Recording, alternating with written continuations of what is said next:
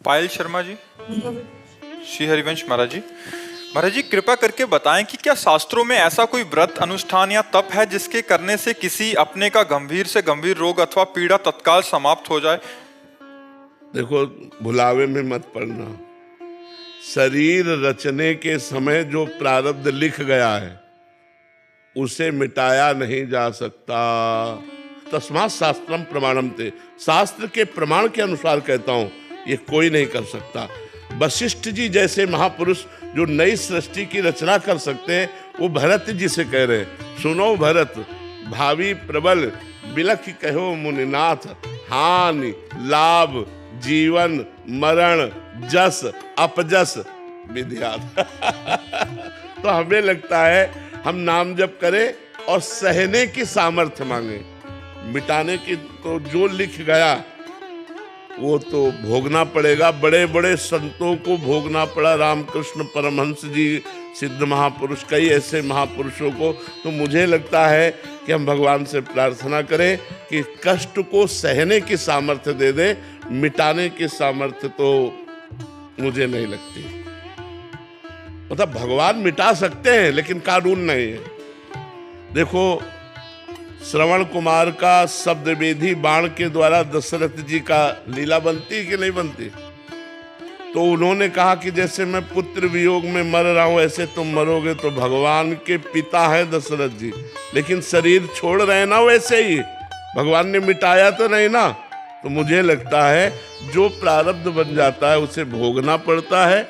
अवश्य में वो भोक्तव्यम, भगवान श्री कृष्ण के वचन है, अवश्य में वो भोक्तव्यम कृतम कर्म शुभाशुभम। हमें शुभ अशुभ कर्म भोगने पड़ेंगे जो पूर्व जन्म के हैं। हाँ, भगवान के भजन से भोगने की सामर्थ्य मिल जाती है कि हम उसे आराम से भोग सकते हैं, विचलित नहीं हो सकते। जैसे ये रोग है लेकिन हम विचलित नहीं हैं, हम परेशान नहीं हैं, भगवान हमको सामर्थ्य दे रहे हैं। मुस्कुराते हुए वो कष्ट हम अपने प्रारब्ध भोग को भोग रहे हैं। भगवान की कृपा का आश्रय लेकर जीवन कट रहा है। धाम में पड़े हैं, उनके नाम में पड़े हैं उनके। तो हमें लगता है भजन हमको जीने की सामर्थ्य देता है।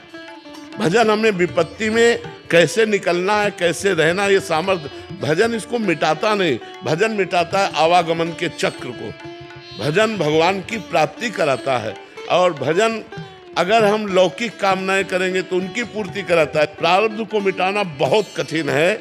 नहीं तो बड़े बड़े सिद्ध संतों में एक सिद्ध संत थे राधा कुंड के, वो राधा कुंड में पोछा, झाड़ू पोछा करते और भिक्षा मांग के खाते और भगवान नाम जप करते, रात दिन भगवान में लगे थे। तो जब वृद्ध शरीर हुआ तो एक दिन देखा एक दुर्गंध युक्त आदमी उनके पास आया। तो उनका तुम कौन हो?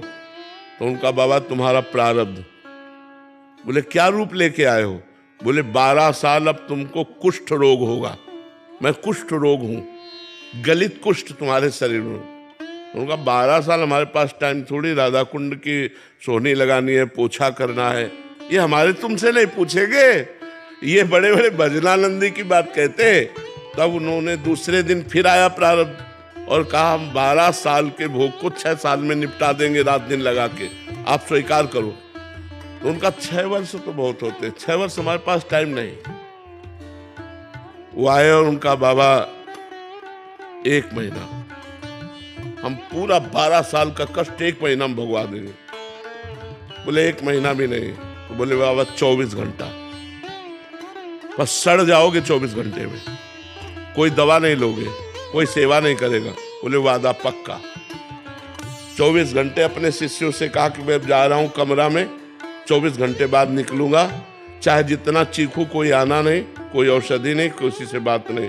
और सिटकिनी अंदर कुटिया की बंद, जे ही बंद की और कहा आ जाओ, तो पूरा नख से सिक तक सड़ गया, दुर्गंध पड़ गई, इतना भीषण पीड़ा। 24 घंटे भोगने के बाद वो खत्म हो गया।